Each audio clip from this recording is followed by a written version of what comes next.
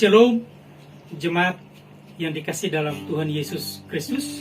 Pada hari ini, Minggu, tanggal 20 Juni 2021, kita akan memulai ibadah kita. Namun hari ini berbeda dengan ibadah biasanya, oleh karena kondisi daripada pandemi COVID-19, sehingga hari ini kita akan ibadah dari rumah masing-masing. Dan mungkin ada yang dalam tugas dan pekerjaan dapat menyaksikan akan ibadah ini bersama-sama. Namun sebelum kita akan mulai, kita akan dengarkan dulu satu pujian dari keluarga Gembala. Mari, silakan.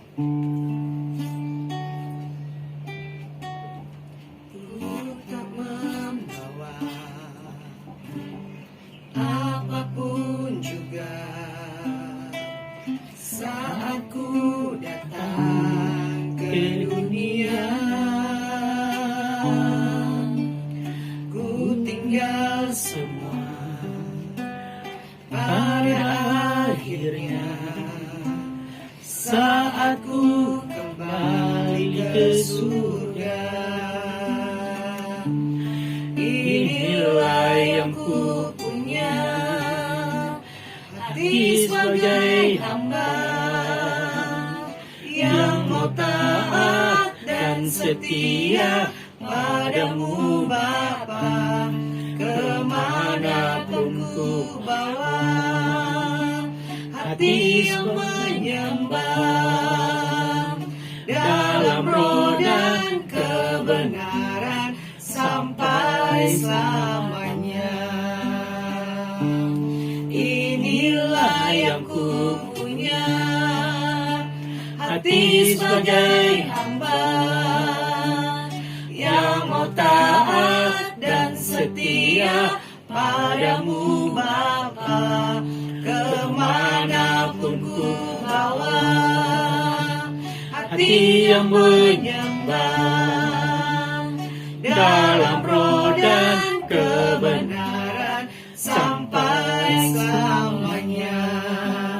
Dalam roh dan kebenaran sampai selamanya. Sebelum kita mendengarkan firman Tuhan, mari kita awali dengan doa bersama-sama. Bapa kami yang di surga, segala puji dan syukur bagi Engkau Bapa, oleh karena kasih dan anugerah-Mu Tuhan Yesus.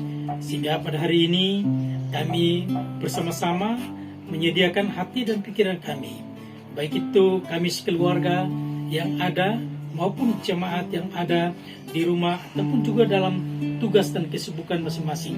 Kami mau menikmati akan firman Tuhan bersama-sama pada hari ini.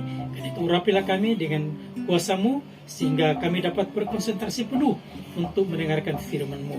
Di dalam nama Tuhan Yesus kami berdoa. Haleluya. Amin. Jemaat yang dikasihi Tuhan, kita akan dengarkan firman Tuhan yang terambil di dalam surat Filipi pasalnya yang pertama, ayatnya yang ke-9 sampai dengan ayat 11. Sekali lagi, Filipi pasal yang pertama, ayat yang ke-9 sampai dengan ayat yang ke-11. Demikianlah bunyi firman Tuhan. Dan inilah doaku, semoga kasih-Mu makin melimpah dalam pengetahuan yang benar dan dalam segala macam pengertian, sehingga kamu dapat memilih apa yang baik, supaya kamu suci dan tak bercacat menjelang hari Kristus, penuh dengan buah kebenaran yang dikerjakan oleh Yesus Kristus untuk memuliakan dan memuji Allah. Jemaat yang dikasih dalam Tuhan, melalui surat Filipi ini kita akan renungkan satu tema yang saya pilih untuk kita renungkan pada hari ini, yaitu pertumbuhan iman yang benar. Ya, sekali lagi, tema yang kita renungkan pada hari ini adalah pertumbuhan iman yang benar. Ada begitu banyak orang yang mengatakan bahwa imannya sedang bertumbuh, sehingga dia terlibat di dalam kegiatan gereja, dia memuji Tuhan, dia membaca Alkitab, semangat, bahkan ada juga begitu banyak orang yang terlibat di dalam berbagai organisasi atau persekutuan-persekutuan, sehingga menyatakan bahwa dengan adanya dia aktif di dalam semuanya itu, maka dia menyatakan bahwa imannya sedang bertumbuh dengan baik. Tetapi ketika kita melihat bahwa ada masalah yang datang, ada problema yang dihadapi, kadang-kadang banyak orang juga tidak dapat lagi mempertahankan imannya, tetapi tenggelam akan imannya di situ, dan akhirnya dia pun juga akan menurun di dalam semangat dia.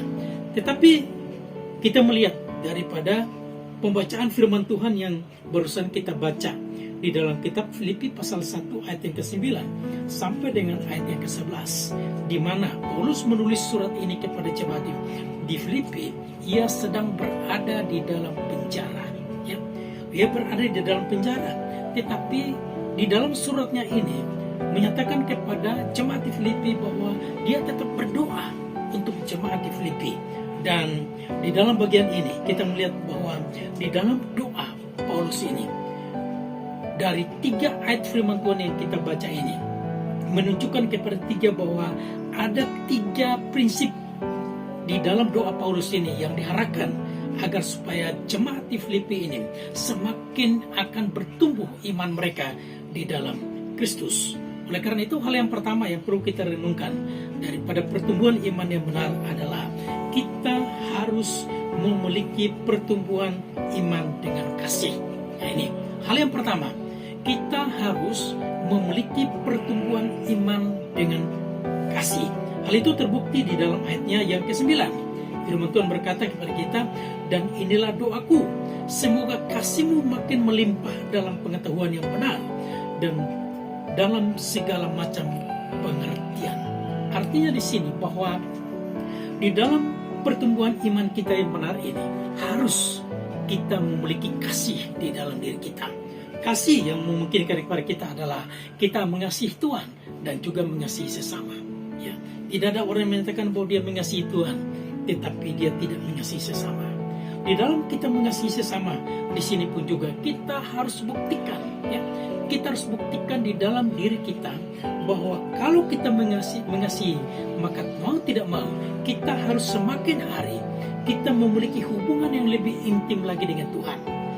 Ya, kalau kita mengasihi suami kita, kalau kita mengasihi istri kita, kalau kita mengasihi anak-anak kita, kalau kita mengasihi orang tua kita, maka mau tidak mau semakin hari semakin kita akan dekat dengan mereka. Nah, bagaimana kita semakin hari semakin dekat dengan mereka? Kalau kita semakin dekat dengan mereka, maka semakin hari juga semakin kita akan mengetahui tentang orang-orang yang kita kasihi ini seperti apa. Nah, dengan demikian juga kalau semakin kita katakan kalau kita mengasihi Tuhan, maka harus semakin hari semakin kita dekat dengan Tuhan. Semakin kita dekat dengan Tuhan, berarti semakin juga kita mengetahui apa yang Tuhan rencanakan di dalam kehidupan kita untuk kita jalani dalam hidup ini. Itulah sebabnya kalau kita mau dan membuktikan diri kita sebagai orang yang sedang bertumbuh iman di dalam Tuhan, maka mau atau tidak kita harus memiliki hubungan yang lebih akrab lagi dengan Tuhan. Kita harus lebih banyak waktu lagi untuk belajar, tahu tentang siapa itu Tuhan, tahu tentang kasih Tuhan terhadap kita, sehingga kita pun juga memiliki itu di dalam kehidupan kita. Nah, memiliki akan pertumbuhan iman dengan Tuhan di dalam bagian ini, maka di dalam ayat yang ke-10 lagi dijelaskan kepada kita dan berkata, sehingga kamu dapat memiliki apa yang baik, supaya kamu suci dan tak bercacat menjelang hari Kristus. Jemaat yang dikasih Tuhan, ya, kalau kita mau memiliki pertumbuhan iman yang benar, ya, bukan saja ya kita memiliki, ya, bukan saja kita hanya memiliki pertumbuhan iman dengan kasih, tetapi hal yang kedua di sini adalah kita harus mempertahankan kekudusan hidup kita bersama dengan Tuhan. Kalau kita katakan iman kita itu benar, jadi iman yang benar adalah orang yang memiliki pertumbuhan iman yang di dalam Tuhan, maka dia harus menjaga akan kekudusan hidup dia. dia harus menjaga akan kesucian hidup dia. Nah, menjaganya ini seperti apa? Ya, adalah kita harus dekatkan diri kita dengan Tuhan, dan kita tidak boleh membuka akan kesempatan, ya. Kita tidak boleh terpengaruh dengan situasi dan kondisi apapun yang kita alami di dalam kehidupan kita.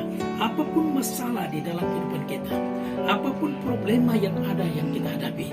Tetapi kita harus katakan bahwa Tuhan itulah satu-satunya kebenaran. Tuhan itulah yang Maha Kudus. Tuhanlah itu yang Maha Suci. Maka saya pun juga harus memiliki hidup yang kudus untuk semakin dekat dengan Tuhan. Disinilah bukti iman kita yang benar di hadapan Tuhan. Sehingga tidak dengan gampang kita berkata bahwa kita punya iman, tetapi kita tidak dapat membuktikan di dalam kehidupan kita. Nah, hal yang ketiga yang perlu kita perhatikan di sini adalah di dalam ayatnya yang ke-11.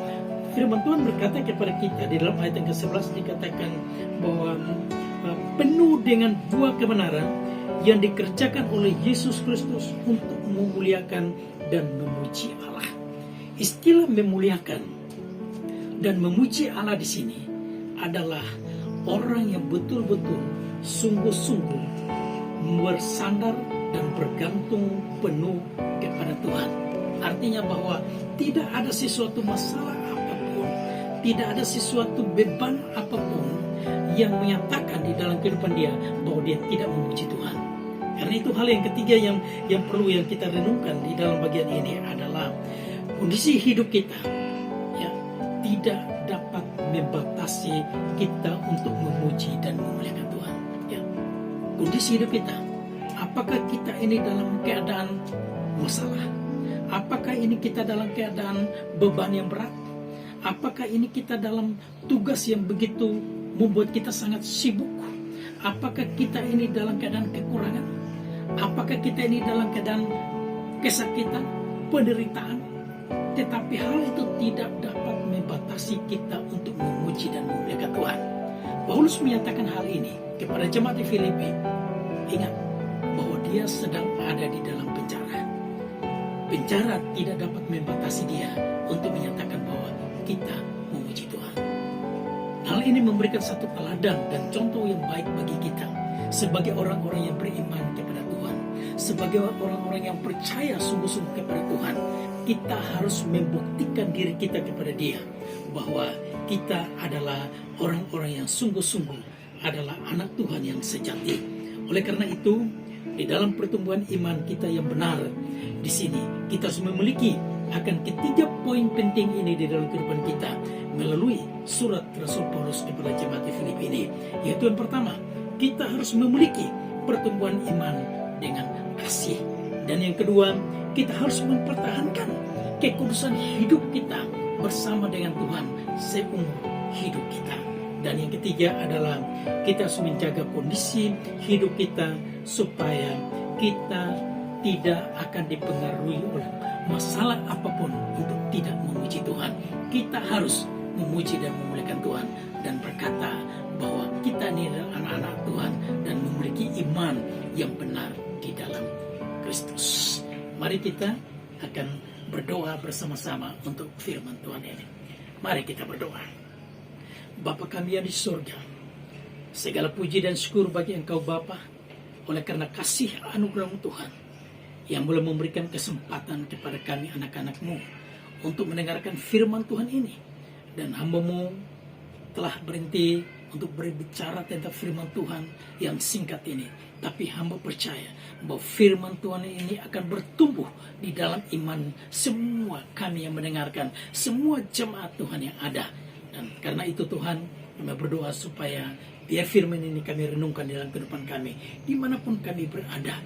Dan saat ini, terima kasih Bapa kalau Engkau memberi kesempatan kepada kami untuk selalu akan datang kepada Engkau di dalam roh dan kebenaran. Sekalipun kami berada di dalam tempat kami masing-masing, baik itu dalam rumah, dalam tugas dan pekerjaan, secara khusus buat saudara kami, jemaat Tuhan yang sedang bertugas di luar, yaitu para prajurit yang ada di Palembang. Biar Tuhan tetap berkati dan pimpin di dalam tugas dan pekerjaan mereka.